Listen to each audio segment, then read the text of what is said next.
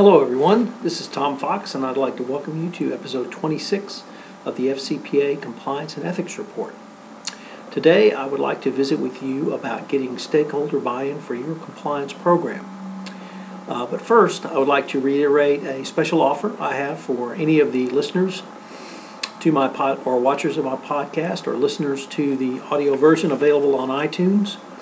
I am offering my two hardbound books, Lessons Learned on Compliance and Ethics, and Best Practices under the FCPA and UK Bribery Act at 2 for 1 for $20 for both, plus $5 shipping. And if you buy both, I'll throw in a hard copy of my ebook, GSK in China, A Game Changer in Compliance. If you would like any of those, please give me a shout via email at tfox@tfoxlaw.com. So, how do you get your employees to buy into your compliance program? Today I want to visit with you about 5 key points that I have put together for a compliance practitioner to help drive the message of compliance down through the organization. So let me just go through the 5 and then I'll go into them in some detail. The first one is the top, the tone at the top. Your message from the top. Next, tone within the organization. Third, human resources is a key component of driving DNA, your compliance program into your company's DNA. Fourth is the fair process doctrine. And fifth is training and communications. So let me go through those 5 and in a little more detail. What I would ask you to do is think about these in the context of your compliance program. And perhaps if there are some points that you do not utilize or techniques that you do not utilize, that you might consider putting them into your compliance program. If you have any questions, once again, you can always email me at tfox@tfoxlaw. So tone at the top. Everyone, I think, knows that byword. It's become almost a buzzword.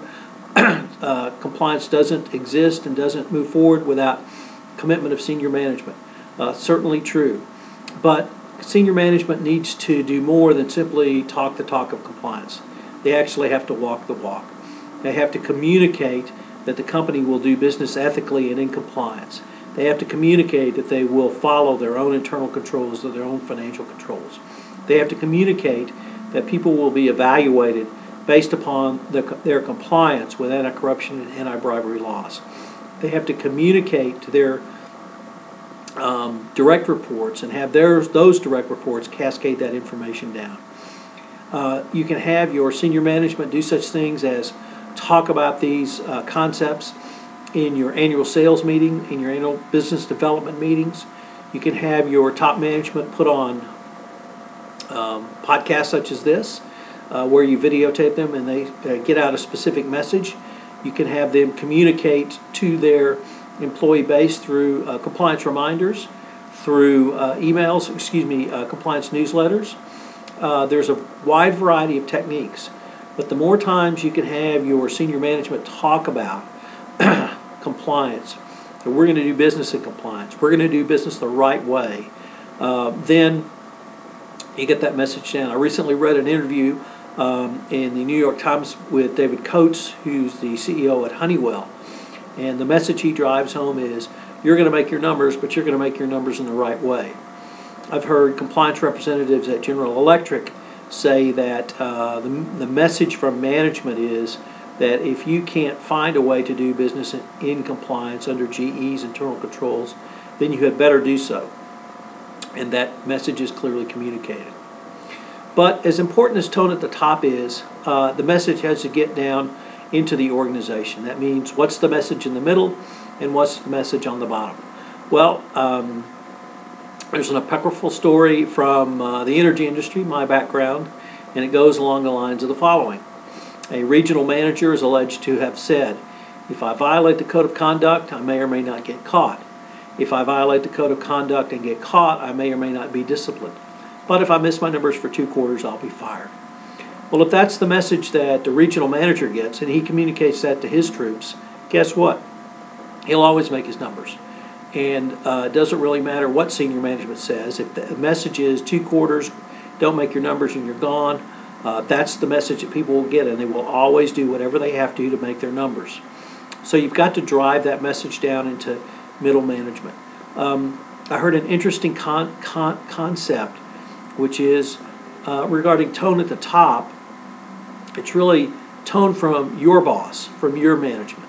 So when you get down to the lower levels in an organization, tone from the top means what does my supervisor say? What does my direct supervisor say? What does my supervisor say? Try saying that 3 times. So it's important to understand how the dynamics of this message move down. What are the dynamics of the message? And is the message really getting through? Because once again, if the message is miss 2 quarters and you'll be fired, then that is not walking the walk of compliance. So it's important to drive that message down through the organization, through all of the techniques I talked about with tone at the top. One of the most powerful I've found is a compliance moment. Many companies in the energy industry start a meeting with a safety moment.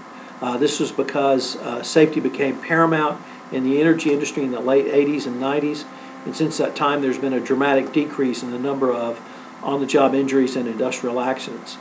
I think that same technique can be used for compliance. If you have a compliance moment, you can have celebrations of compliance events. You can have an annual compliance week at your company. You're really limited only by your imagination here. But whatever you can do from the compliance function to put that message of compliance down to the middle and to the bottom of your organization. In many ways, the most powerful message comes not from the compliance function or the compliance practitioner or the compliance department, but from management. If you can script management to talk about compliance, and when I say script, I mean you write the script for them. But if management takes on that task of communicating about compliance down to the troops, down to the bottom, that can be an incredibly powerful way to drive compliance into the DNA of your company. And that's where the concept of who's my boss really rings true. Because if a supervisor starts every meeting talking about compliance, that's driving the message down of how important compliance is at this company. So look at the way you're messaging down the organization. There may be some techniques that you can use, and they may be relatively cost relatively little, or conversely be relatively cost effective. So I would encourage you to think about how you can use supervisors and management to drive the message of compliance down through the organization. One of the tools you can use is human resources. I find human resources to be a great aid to the compliance department. In many ways, a lot of the things human resources does not only complement compliance, but they actually also intersect with compliance. So for instance, one of the things HR does on a routine basis is training. You can certainly add a compliance component to HR training, train the trainer concept. That works with management driving down the message of compliance. It also works with HR. HR also helps work on incentive packages, whether that be compensation, whether that be non-compensation incentives. HR can put a compliance component into any evaluation of an employee, and if your company pays a discretionary bonus, you can pay a part of that based upon a compliance evaluation. I've heard many people claim, what an exercise, we can't do that. Nevertheless, if you can evaluate on other factors which are not particularly quantitative, I think you can do so under compliance. Is it an opinion? Sure, it's an opinion. Nevertheless, opinions are given on evaluations all the time. So work with HR, have part of your overall company incentive package, particularly your discretionary bonus, be comprised of or about or by compliance, and I think that would be a very sufficient incentive or message to get the incentives down to the employees. Also, HR does things like evaluate employees for promotion to senior management. In those evaluations, HR can take a look at, do they do business under our compliance program? Do they do business under our internal controls? Have they cheated on their expense account? Are there other indicia which show that they may not do business ethically and in compliance as they move up the chain to senior management? HR is uniquely situated to bring that type of evaluation to bear on internal candidates. So I would encourage you to ask HR to take on that function. And lastly is the hiring process. HR can start talking about compliance and doing business the right way when they talk to prospective candidates. They can talk about the values of the company. They can tell prospective candidates, this is the way we work, this is the way we do business, and this is what will be expected of you going forward. This would set an expectation that may not come about through other groups or other parts of the interview process. So talk to HR. Use HR to help drive this message of compliance down through your organization. I think HR you will find is a powerful ally and can be of great use to you going forward. Next, the Fair Process Doctrine. The Fair Process Doctrine generally says that if there are situations involving employee rights, that if they are treated fairly, they will accept an outcome on those rights at something less than they expected. So the classic example might be arbitration in the labor union context, where a union agrees to give up the right to strike because they have a fair process to adjudicate disputes, that process being arbitration. That same concept translates over to the workplace. People will accept an unexpected or disappointing result if they think the process was fair. This means that if an employee brings a complaint to your internal hotline or your internal reporting line, named or anonymously, that employee's report is treated fairly and adequately investigated, that the employee understands that process, that employee is likely to accept an outcome which they perhaps didn't think they expected or wanted when they began the process. Not only does the process need to be fair, but your investigation and evaluation needs to be fair. That means you need to look at each complaint that comes in seriously, triage that complaint, send it to an appropriately trained investigator, whether that be an internal resource or to an outside counsel. But once again, perception is reality. And if the perception is that the process is not fair, if the perception is the investigation is not fair, then it probably is not fair. And certainly not fair in the eyes of the employee who made the underlying allegation. So with the Fair Process Doctrine, you have the ability to drive home the message that not only does this company concern itself and value compliance, but that compliance will turn around and treat any report to it, good faith report, seriously. It will be investigated thoroughly, it will be investigated properly, and it will be investigated fairly. And if you have those in place, that goes a very long way in communicating to your employees the seriousness and the importance of compliance to a company. It also has the benefit of giving you credibility within the eyes of the Department of Justice if a regulator ever comes looking. By having a fair and impartial process, I think that's what the department wants to see.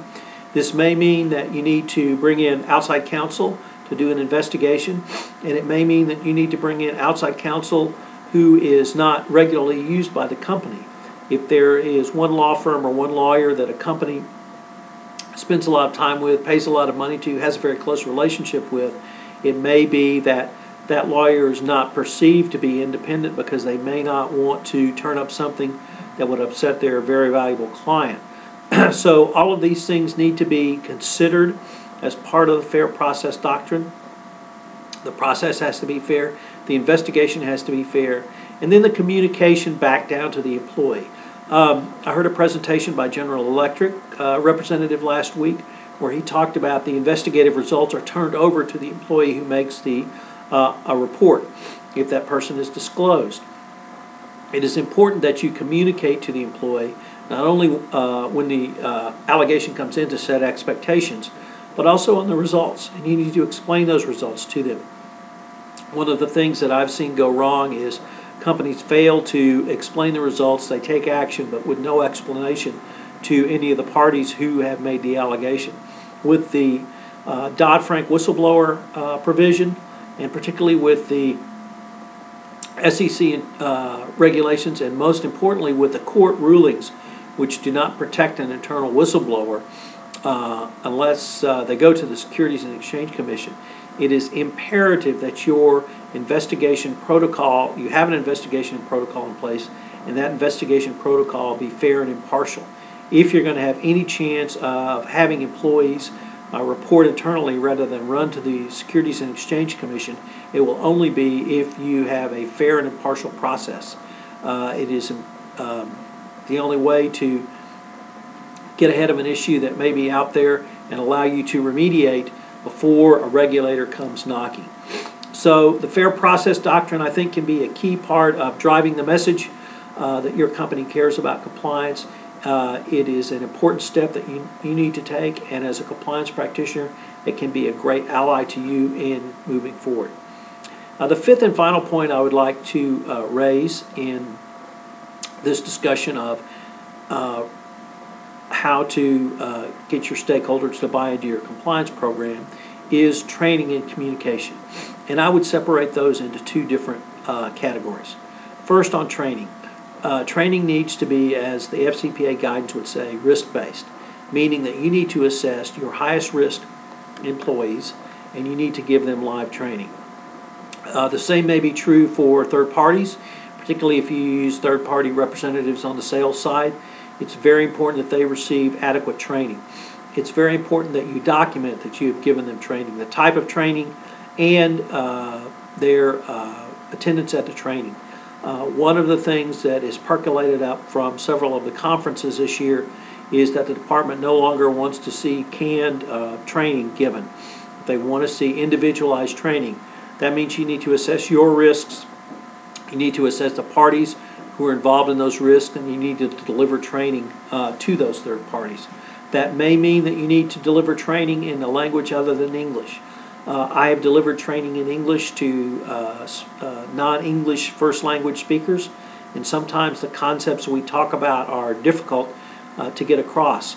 If you have a local language speaker, these concepts obviously can translate a little bit better. That will mean more cost, that will mean more time, but that's one thing the department has started to talk about. Not only should your code of conduct, your compliance policy be translated into local languages, but you may need to train in local languages.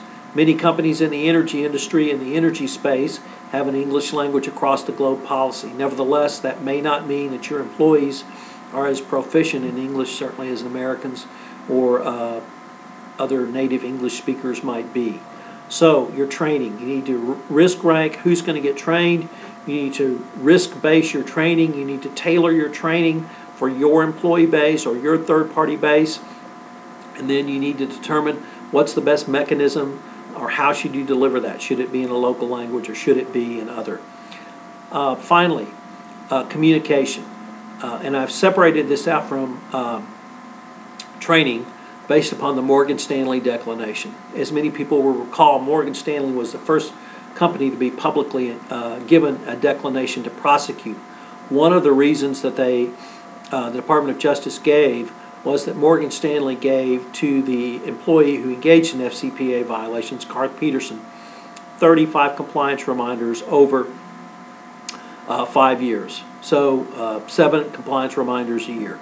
That is not going to induce, it was 35 compliance reminders over 7 years, so 5. Trial lawyer math at its finest.